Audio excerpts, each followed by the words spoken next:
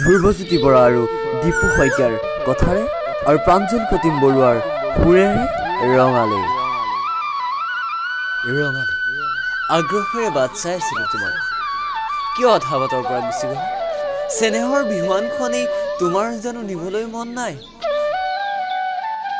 ৰঙালী সেই ডেকাহঁতৰ আজি ভুকুদ এচুকৰ এচুকুত ক্লান্ত হৈ বহি আছে চেনেহ বাদন ঢোলটো।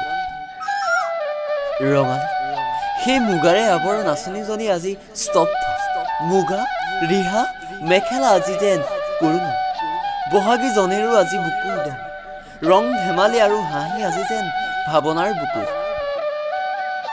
ৰঙালী তোমাৰ বেয়া লগা নাই? নাচনীজনীৰ চেনেহ বৰা বিহুৱানখনেই নিবলৈ ঢুলীয়া ল'ৰাটো আজি নাই।